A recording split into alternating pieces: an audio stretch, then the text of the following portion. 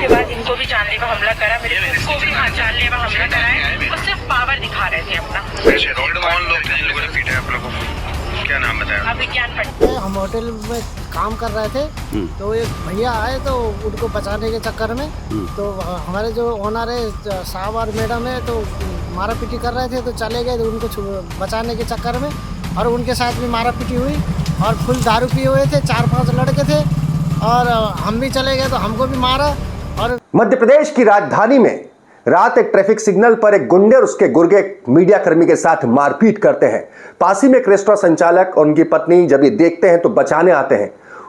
वो गुंडे और उसके गुर्गे उनके ऊपर टूट पड़ते हैं, पूरी तरह मारपीट करते हैं, और जो मारपीट करने वाला था उसके मुंह से क्या निकलता है कि मेरा नाम अभिज्ञान पटेल है, मैं मंत्री का बेटा हूं, तेरा रेस्टोरेंट भी तोड़ दूंगा, मेरा कोई कुछ नहीं बिगाड़ सकता। जान बचाकर ये रेस्टोरेंट संचालक, उनकी पत्नी और जो बेचारा पिट रहा होता है मीडिया कर्मी, विवेक सिंह नाम बताया जाता है, वो भागकर थाने पहुंचते हैं। लेकिन हिम्मत और हिमाकत देखिए, जो खुद को मध्य प्रदेश की मोहन सरकार का मंत्री बता रहा होता है वो वहां भी पहुंच जाता है। पुलिस कर्मियों से भी हो हुज्जत होती है, और पहली कार्रवाई के नाम पर होता क्या है, 4 पुलिसकर्मी सस्पेंड कर दिए जाते हैं। नमस्कार, मैं हूं भुवनेश सेंगर। बहुत जरूरी है जानना कि मध्य प्रदेश में और मध्य प्रदेश की राजधानी में मोहन सरकार के मंत्री के बेटे ने किस तरीके से गुंडागर्दी की सारी हदें पार की, और हद तो इस बात की है कि उनके जो पिताश्री हैं मंत्री जी, वो अपने इस गुंडे बेटे की करतूत को शह देने और अपना रौब जमाने, रसूख जमाने और पुलिस को डराने के लिए आधी रात को थाने पहुंच जाते हैं।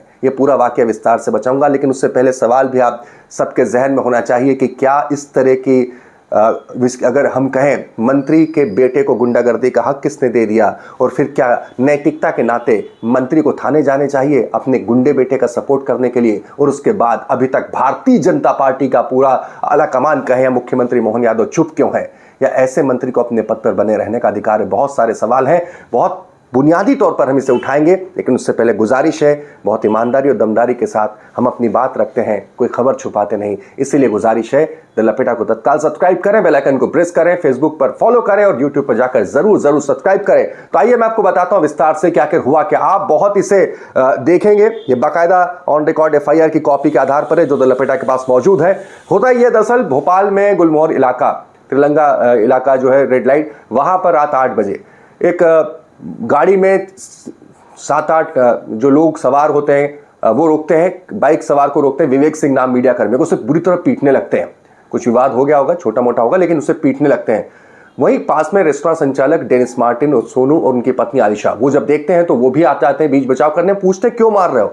इतनी देर में वो जो गुंडे हैं वहां पर 6-7-8 की तादाद बताई जा रही है, वो गुंडे पीटने लग जाते हैं रेस्टोरेंट संचालक को। उनकी पत्नी महिला अलिशा श्रीवास्तव, उनके ऊपर भी बुरी तरह वार करते हैं। पति को सिर पर वार करके, डेनिस मार्टिन और सोनू को सिर पर मार करके घायल कर दिया जाता है। और वो जो पीट रहा होता है वो बड़े दम्भ से कहता है कि मेरा नाम अभिज्ञान पटेल है, मैं मंत्री का बेटा हूं, तुम मेरा क्या बिगाड़ लोगे। ये थाने पहुंचते हैं, शाहपुरा थाने पहुंचते हैं। आधी रात 8 बजे का विवाद होता है, लगभग 9-9:30 बजे तक थाने पहुंचते हैं।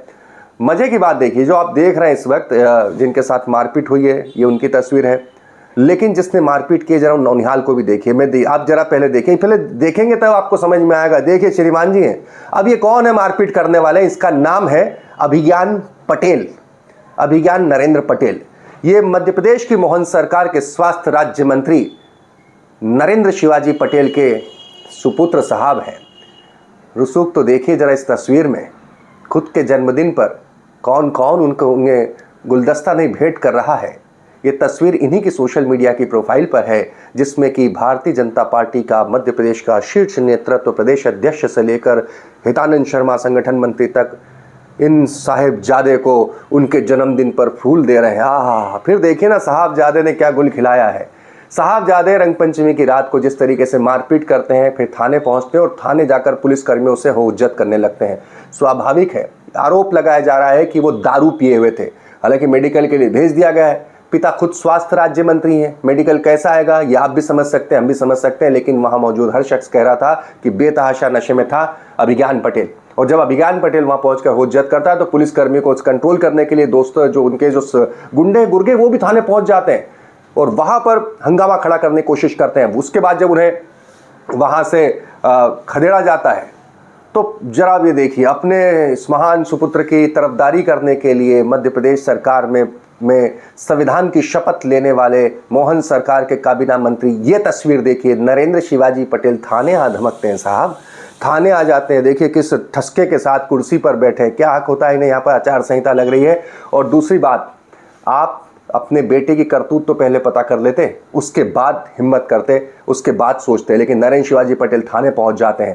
थाने पहुंचकर पुलिस कर्मियों को धमकाने लगते हैं, आला अधिकारियों से फोन पर बात करते हैं कि मैं मंत्री बोल रहा हूं, अपना रौब दिखाने की कोशिश करते हैं। ये स्थिति है मध्य प्रदेश में कानून व्यवस्था की, और ये स्थिति है मध्य प्रदेश में मंत्रियों के बेटे के आतंक की। हालांकि इसके बाद वहां से निकल जाते हैं, FIR होती है। जो संचालक हैं, रेस्टोरेंट संचालक डेनिस मार्टिन, उनकी पत्नी आलिशा की शिकायत पर FIR की कॉपी आपके सामने है।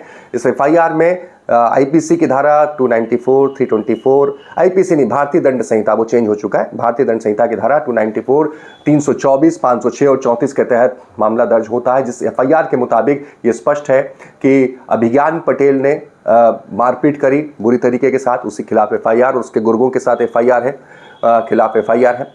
इतनी सारी मारपीट होती है, लेकिन साथ ही में 4 पुलिसकर्मियों को सस्पेंड कर दिया जाता है।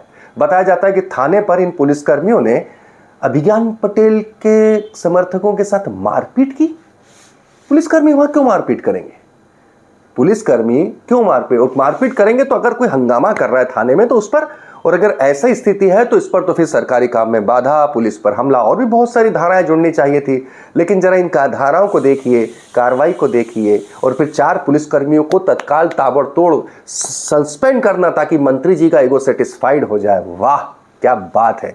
देखिए जरा जनाब, अब सोचिए, जिनके बच्चे को बधाई देने के लिए, जन्मदिन बधाई देने के लिए प्रदेश अध्यक्ष VD शर्मा, हितानंद शर्मा मौजूद हो, वो बच्चा भोपाल में खुलेआम गुंडागर्दी कर सकता है, किसी को मार सकता है, थाने में घुस सकता है, पुलिस से बदतमीजी कर सकता है, और पिता नरेंद्र शिवाजी पटेल थाने में पहुंचकर पुलिस को धमका सकते हैं। लगता है पूरा फिल्म का दृश्य चल रहा है, जहां पर कोई एक नेता है, वो भी गुंडा छवि का है, बेटा भी उसी प्रकार का है।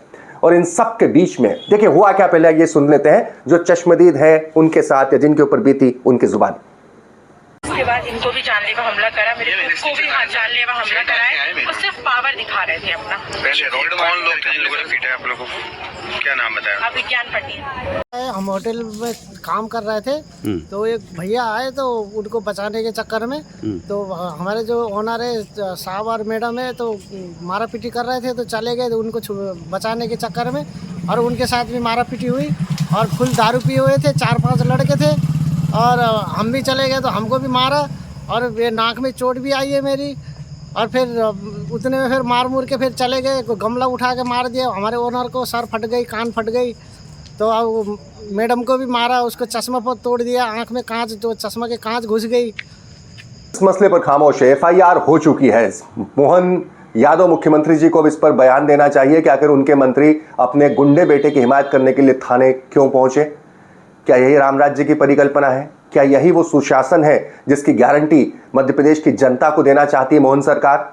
Bharatiya Janata party with difference का दावा करने वाली भारतीय जनता पार्टी के प्रदेश अध्यक्ष VD शर्मा को क्या सवाल जवाब तलब नहीं करने चाहिए?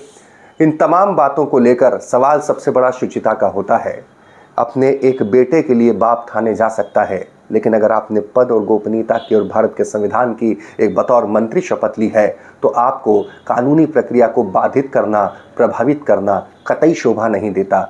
नैतिकता का तकाजा तो इस्तीफे तक की मांग तक जाता है। सवाल ये उठता है कि मोहन सरकार इसे किस तौर पर लेती है, किस तरीके से या तो इस पूरे मसले पर एक कोई मिसाल पेश करती है, या फिर इस मसले को दबाकर वही कुछ प्रस्तुत करती है जो कि होता आता है। खैर, सबका अपना अपना काम है। हमारा काम था इस घटना को सबसे को पूरी ईमानदारी से आपके साथ रखना, और उससे बड़ी बात थी उन 4 पुलिसकर्मियों को जो सस्पेंड किया है। पूरे मध्य प्रदेश में जो पुलिस फोर्स के सामने जो मैसेज गया होगा, आप उसका अंदाजा लगा सकते हैं।